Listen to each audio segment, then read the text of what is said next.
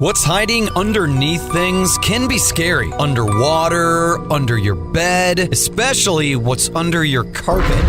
Except when you get new carpet from Carpet One Floor & Home. After tearing up your old carpet, they'll vacuum and apply Health Annex antimicrobial to your subfloor, disinfecting and killing mold, mildew, and any remaining general awfulness. Carpet One Floor & Home goes the extra mile to protect you, your family, and your home. Carpet One Floor & Home in Columbia, making your home beautiful, guaranteed. Good morning and welcome to Radio Friends on Tuesday, February the 26th. This is Heart Month. Even though we're at the end of the month, almost the end of the month, we're going to talk about heart healthy tips. And I want to introduce you to Dr. Brian Bostick. Good to have you with us from University Healthcare. Bostick. Thank you. It's from Centralia. That's right. I got one thing right then. But you wanted to talk about the heart risk with family genetics, right? That's right. So particularly in people who have a family history of heart disease, it's really important to be screened, to see your doctor, to see a cardiologist, a specialist if you have a lot of family history of heart disease. Now, if you do not have a family history of heart disease, does that mean you're in the clear then? No, you're still not off the hook. It is the number one killer in the United States, heart disease is. So you still want to be aware of your risk factors and lifestyle, avoiding cigarette, smoke, and tobacco, eating healthy and exercising are still critically important. Are those the main risk factors? Smoking, lack of exercise, and eating junk food? They are. And then medical diseases such as diabetes, high blood pressure, high cholesterol are also major risk factors.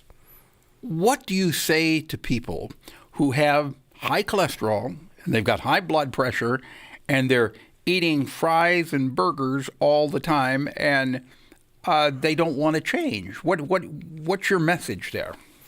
Well, we'll have a discussion. We'll talk about your risk, especially at MU Healthcare. We're really big on risk scores. So we'll actually give you a percentage that says this is how at risk you are and kind of raise their awareness. And then we'll just try to talk about goals. We're big believers in that your care is a partnership between you, the patient, and us, the doctor. So we'll find something that works for you, and we'll make small baby steps if we need to, but we'll get you, healthier and lower your risk. Yeah. Is a risk score, is that something new? It's not new, but it's something that we're increasing the awareness of and trying to use more of, are these risk scores that can help to predict your risk. Right, because I got a risk score last year and was told that I needed to lower the cholesterol because my risk score wasn't that good if I didn't. That's right. Our new guidelines are really focused on your risk score and taking your individual risk factors and lowering those to improve that score. That's how we guide our treatment. All right. So if people want more information, the best thing to do is go to the website. Correct? That's right. At University Healthcare. Doctor, thank you so much for coming by. It's a pleasure having you here. And it's good seeing you again. We saw you at Anchorfest many, many years ago. That's right. Good to see you again. Thanks for having me, Good to see you. Thank you, Brian. And again, if you want more information, the best thing to do is just Google University of Missouri Healthcare, and you'll have all the information that you need. Now, I want to introduce you to a young lady who's written a book about people who are over 100 years of age. That's correct. This is Anastasia Pottinger. Pottinger. All right. And this is called 100. What Time Creates. Why did you and how did you come about writing this book? So it's actually more a book of photographs than writing. I did write a little bit in the beginning, but it happened by accident. My mom was working with a woman who's 100 years old, or 101 actually, and she convinced her to come. Well, she didn't convince her. She asked her if she'd ever considered modeling nude, and Lucy over 100 years old, and your mother asked her if she wanted to model nude. Yeah, and Lucy was a big adventure seeker, and she said, well, I've never considered it, but sure, why not? And so she was fantastic. So she started this whole thing 9 years ago. So the 100-year-old lady modeled nudes for you. So you could, and this is what started the book. That's exactly right. I didn't have the idea of the book at that point. It was just an exercise in light and texture and shadow and just, me and Lucy playing around with the camera and her telling stories. Well, I was looking at the pictures in the book. Now, there's nothing risque in here at all. Right. it's rather interesting because there's close-up pictures of our skin. Exactly. Of our skin at 100 years old. Right. And if we're all so fortunate to live that long, Right. We may end up looking like that. We may look a little bit different, right? Yeah, there's a huge variety in what people look like. So I have a little bit of advice. I don't know. Go ahead, sure. It may go against what our doctor friend just shared with us.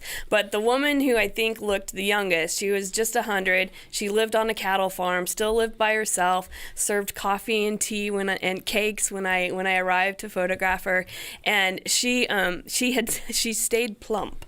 So that's my hashtag, stay plump. You can be plump and get skinny, but then you'll look, really much more wrinkly. So, I mean, that, which is fine. I love that. But if you want to be less wrinkled, you can be thin and then get plump later in life. But let's put an asterisk there. Everybody's genetic a little bit different.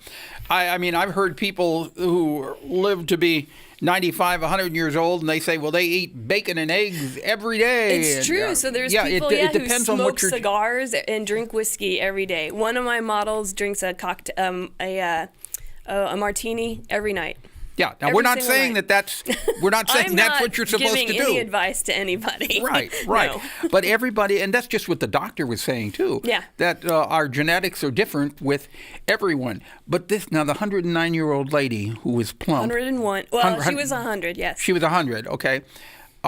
Is she still alive? No, unfortunately, she I think passed away maybe about 2 years ago. So she lived to 107? She was 100 when I photographed her, and I feel like she was, I don't remember. I don't know. Okay. Maybe 105. I'm not sure. Okay, she was well over 100. The oldest person I photographed was 109, and you might remember him. He was Dr. Lauren Reed, who was a great professor here at the university in communications, I think. And he was 109 years old. He was 109.